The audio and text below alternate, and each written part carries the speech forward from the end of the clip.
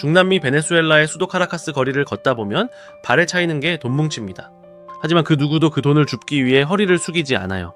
지폐가 길거리의 낙엽보다 못한 가치가 되어버린 이 비극적인 풍경 뒤에는 수백 년 전부터 시작된 지독한 역사의 굴레가 숨어 있습니다.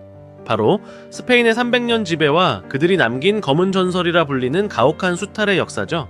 세계를 함께 나누어 가졌던 다른 유럽 국가들조차 고개를 절레절레 흔들게 만든 이 잔혹한 정복의 서막은 도대체 어떻게 시작된 것일까요? 오늘은 중남미 6억 9천만 명의 운명을 완전히 뒤바꿔버린 그 지독한 인연과 현재 그들이 스페인을 바라보는 복잡한 속마음을 아주 깊숙이 파헤쳐 보겠습니다. 안녕하세요. 지리는 인문학입니다. 우리는 흔히 가해자와 피해자의 관계는 영원히 평행선을 달릴 것이라 생각하죠. 하지만 중남미는 조금 다릅니다. 이 영상 하나면 여러분은 왜 멕시코부터 아르헨티나까지 수많은 나라가 침략자의 언어를 쓰면서도 그들을 미워하지 않는지, 그리고 그들의 피 속에 흐르는 정체성의 혼란이 현대사회에 어떤 영향을 끼치고 있는지 완벽하게 이해하시게 될 거예요. 지금부터 500년 전 대항해 시대의 거친 파도 속으로 함께 들어가 보시죠. 역사에서 1492년이라는 숫자는 스페인에게는 최고의 영광이었지만 중남미 대륙에게는 재앙의 시작이었습니다. 이해 1월에 스페인은 800년 동안 이어온 이슬람의 지배를 끝내고 국토 회복을 완성했어요. 이 기나긴 전쟁을 레콩키스타라고 부르는데 스페인 사람들에게 이 승리는 단순한 영토 탈환이 아니라 종교적인 광기가 폭발하는 계기가 되었습니다. 승리의 기쁨에 취한 스페인은 곧바로 3월에 유대인 추방령을 내립니다. 나라의 경제와 행정을 담당하던 유대인들을 신앙이 다르다는 이유만으로 하루아침에 쫓아버린 것이죠. 그런데 이게 얼마나 멍청한 결정이었는지 당시 사람들은 몰랐습니다. 세금을 거둘 사람도 돈을 빌려줄 사람도 사라진 스페인은 겉으로는 승리자였지만 속으로는 심각한 파산 상태였거든요. 바로 그 무렵에 콜럼버스가 나타나서 대서양을 건너 인도로 가겠다라는 황당한 제안을 한 것입니다. 네, 왕실 입장에서는 믿져야 본전이라는 생각으로 이 도박에 베팅을 했고 그 결과는 우리가 아는 대로 아메리카 대륙의 발견으로 이어집니다. 하지만 이 모든 과정이 원주민들에게는 인류 역사상 가장 가혹한 지옥문이 열리는 순간이었는데 도대체 스페인은 왜 그토록 잔인한 방식을 선택할 수밖에 없었을까요? 사실 스페인 왕실은 거대한 아메리카 대륙을 직접 통치할 능력이 전혀 없었습니다. 유대인을 쫓아내는 바람에 행정 시스템은 망가졌고 800년 전쟁으로 국고는 텅 비어 있었으니까요. 그래서 그들이 선택한 방법이 바로 정복의 외주화였습니다. 정복자들에게 무기와 군대를 알아서 마련하게 한 뒤 정복지에서 나오는 수익의 20%만 왕실에 바치면 나머지는 너희 마음대로 하라고 허락해 준 것이죠. 이건 국가가 군인들에게 합법적인 약탈권을 준 것이나 다름없었습니다.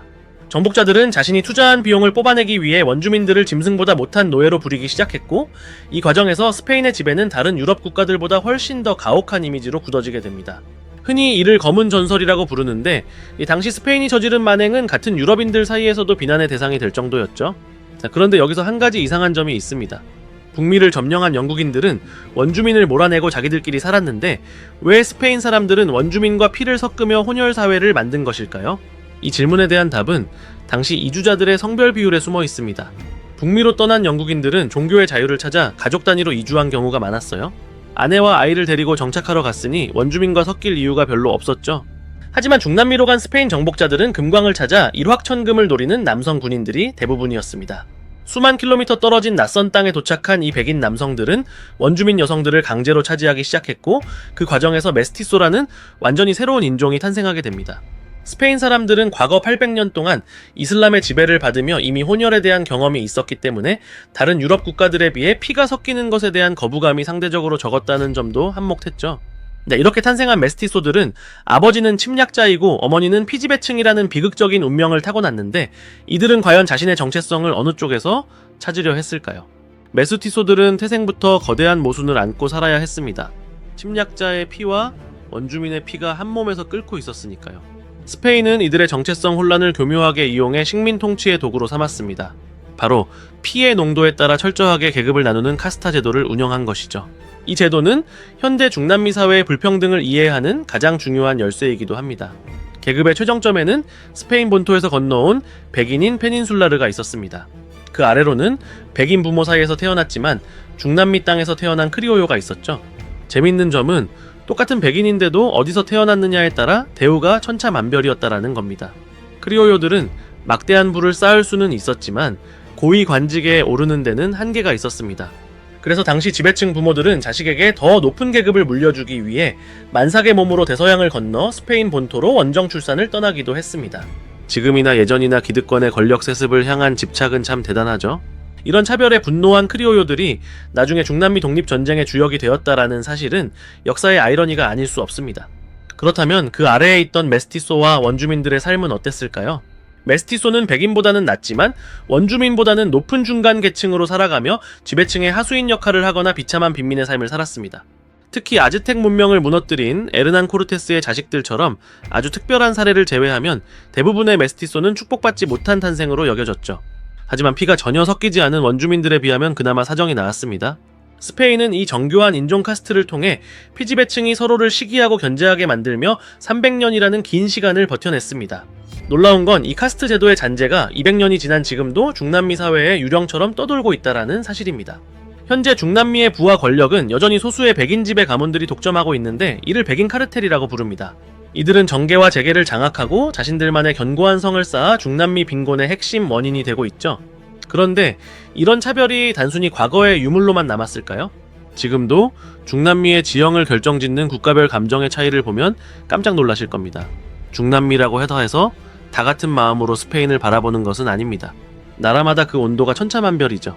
우선 우루과이와 아르헨티나, 코스타리카, 칠레처럼 백인 인구가 압도적으로 많은 나라들은 스페인에 대해 상당히 우호적인 분위기입니다. 이들은 스페인을 자신들의 뿌리이자 어머니의 나라라고 부르며 정서적으로 매우 가깝게 느낍니다. 반면 멕시코나 과테말라, 페루처럼 스페인이 오기 전부터 찬란한 고대 문명을 꽃피웠던 나라들은 사정이 좀 다릅니다. 아즈텍과 마야 잉카 제국의 후예라는 자부심이 강한 이들에게 스페인은 여전히 우리 문명을 파괴한 침략자라는 인식이 강하게 남아있죠. 실제로 최근에는 스페인 국왕에게 과거 식민 지배에 대해 공식 사과를 요구하는 지도자들도 늘어나고 있습니다. 하지만 신기한 점은 아무리 미워해도 그들은 결국 일요일마다 성당에 가고 스페인어로 기도를 드린다는 겁니다. 대체 스페인은 어떻게 그들의 영혼까지 완전히 장악할 수 있었던 걸까요? 스페인의 정복은 단순히 땅을 빼앗는 것에 그치지 않았습니다. 그것은 영혼의 정복이었습니다. 스페인 정복자들은 원주민들의 신전을 잔인하게 허물고 바로 그 기단 위에 카톨릭 성당을 세웠습니다. 우리 신이 너희 신을 이겼다는 것을 시각적으로 보여줌으로써 원주민들의 반란 의지를 원천적으로 꺾어버린 것이죠. 한 손에는 성경을 들고 다른 한 손에는 칼을 든 채 다가온 이 종교는 원주민들에게 공포 그 자체였습니다. 하지만 시간이 흐르며 이 강요된 종교는 기묘하게도 원주민들의 전통 신앙과 섞이며 중남미만의 독특한 가톨릭 문화를 만들어냈습니다. 이제 중남미 사람들은 유럽인들보다 훨씬 더 열렬하게 가톨릭을 믿는 신자들이 되었죠. 언어 역시 마찬가지입니다. 원주민들의 언어인 케추아어나 과라니어가 여전히 살아있긴 하지만 이미 스페인어는 중남미의 공용어를 넘어 그들의 사고방식 자체를 지배하는 도구가 되었습니다. 침략자의 언어를 통해 사랑을 고백하고 침략자의 신에게 구원을 기도하는 이 모순된 현실이 바로 중남미의 진짜 얼굴입니다. 혼혈이라는 사실은 때때로 기괴한 우월감으로 변질되기도 합니다. 메스티소 중에는 자신의 몸에 백인의 피가 섞여 있다라는 사실에 과도한 자부심을 느끼는 사람들이 있습니다. 이들은 마치 자신이 백인이라도 된 것처럼 유럽 제국주의에 동조하거나 심지어 동양인을 멸시하는 행동을 보이기도 하죠. 피해자의 자손이 가해자의 논리에 매몰되어 버린 씁쓸한 풍경입니다. 그런데 더 놀라운 건 이렇게 지독한 역사를 겪었음에도 불구하고 중남미 사람들이 일본을 대하는 한국인들만큼 스페인을 격렬하게 미워하지 않는다는 점입니다. 여기에는 우리가 생각지 못한 아주 현실적인 이유와 세월의 힘이 숨어 있는데 그건 과연 무엇일까요? 우리는 흔히 일본의 식민 지배라는 뼈아픈 경험 때문에 중남미 사람들도 스페인을 우리만큼이나 미워할 것이라고 짐작하곤 합니다. 하지만 실제 중남미의 분위기를 들여다보면 우리와는 사뭇 다른 양상에 놀라게 됩니다. 이들에게 스페인은 더 이상 증오의 대상만이 아닙니다. 오히려 가해자와 피해자의 구분이 모호해진 기묘한 공생관계에 가깝죠. 그 가장 큰 이유는 바로 세월이 만들어낸 망각의 힘입니다. 스페인이 중남미를 처음 침략한 지는 벌써 17세대나 지났고 독립한 지도 200년이 훌쩍 넘었습니다. 우리에게 일제강점기가 할아버지 세대의 생생한 증언이 남아있는 어제의 역사라면 이들에게 스페인의 지배는 교과서 속에서나 볼 수 있는 아주 먼 옛날 이야기일 뿐입니다. 게다가 낙천적인 기질을 가진 중남미 사람들은 이미 지나간 과거의 고통에 매몰되기보다는 현재의 삶을 즐기려는 경향이 훨씬 강합니다.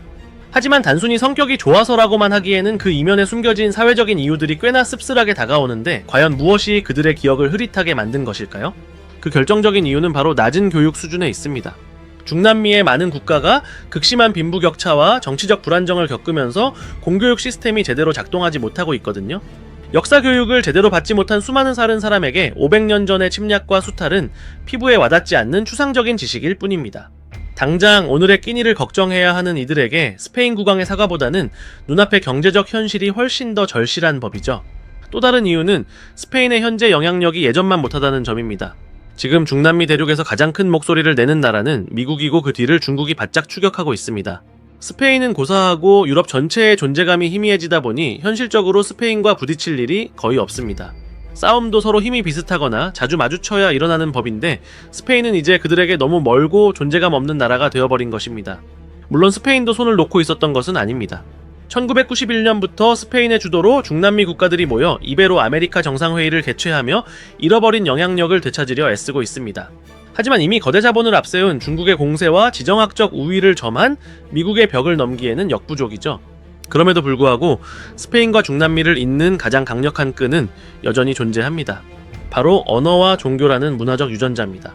현재 전 세계에서 스페인어를 사용하는 19개 나라와 6억 9천만 명의 인구 중 약 70%가 스페인계 혼혈인 메스티소라는 사실은 부정할 수 없는 현실입니다.